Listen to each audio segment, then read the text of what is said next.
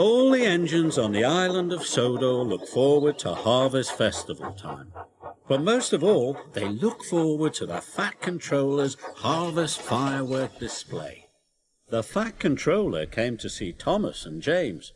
James, you are to collect the fireworks from the depot. James was overjoyed. Thomas wasn't happy at all.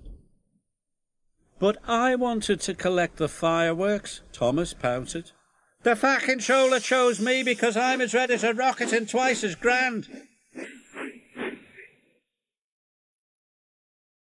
James steamed proudly across the countryside.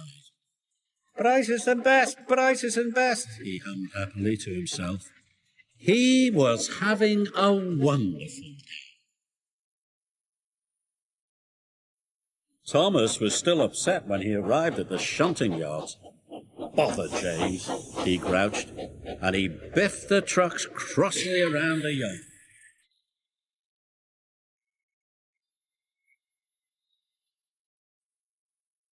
When James arrived at the depot, he was very excited. The wagons were all ready for him, filled safely to the top with fireworks. James was coupled up with the precious cargo, and he steamed away.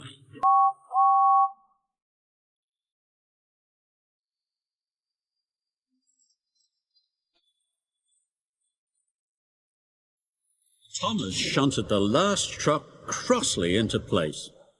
The trucks were glad that job was finished. James happily steamed along. He was thinking about the fireworks. He was imagining all the sparkles, flashes, and shooting stars. But suddenly, James ground to a halt. I will have to go and call for help, said his driver. Thomas puffed back into Knapford Station as Gordon was letting off his passengers. Children and grown-ups from all over the island had come to see the fireworks. Seeing the children cheered Thomas up. But the Fat Controller looked concerned. James is broken down, he said. You must collect him, Thomas, and bring him back, or the firework display will be cancelled. Oh, no, cried Thomas. Then all the children will be sad. And he set off to collect James.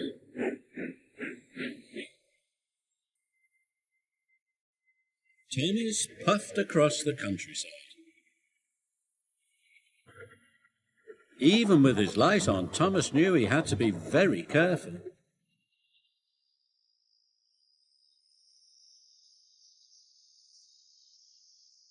Thomas found James broken down on the track. Hello, busted boiler, teased Thomas. You don't look very useful now.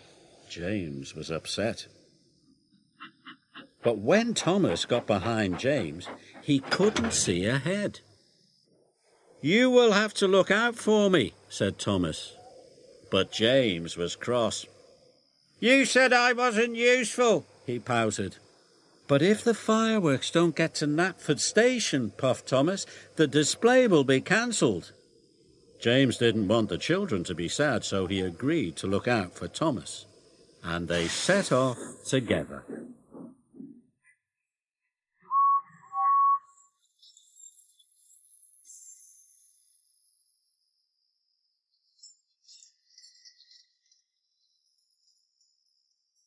When the track was straight and clear, James called out, Go faster! And Thomas did. Soon they were working happily together and making good time. The Fat Controller checked his watch. There was still no sign of Thomas or James. It's very late, he thought. It's almost the children's bedtime. Even Gordon was worried. I'll have to cancel the display, said the Fat Controller. So the disappointed children started to board the coaches. At last they could see the signal lights, The signal had turned red. Thomas and James stopped. Why would the signal be red? Maybe a passenger train is coming through, puffed Thomas. Gordon must be taking the children back, cried James. Thomas and James were very upset. We're here, they cried, and sounded their whistles as loudly as they could. But no one could hear them. The children were all on board. Gordon was ready to depart. Then Thomas had a bright idea. "Send up a rocket," he told his driver. So his driver carefully lit a rocket. He stood well back as it whooshed into the sky. The rocket burst into stars. "A sparkling dragon," cried the Fat Controller. "It must be Thomas and James." "Stop, Gordon," he said. "The firework display is back on." The junction signal turned to green, and Thomas and James were soon on their way.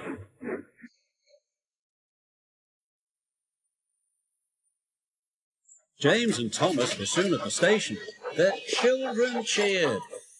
"Good work, Thomas," cried James happily. And good work, James, agreed Thomas. "Good work, both of you," said the Fat Controller.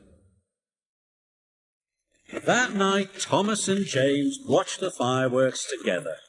"I think we are both useful engines," said James proudly. "But we are most useful when we work together," puffed Thomas.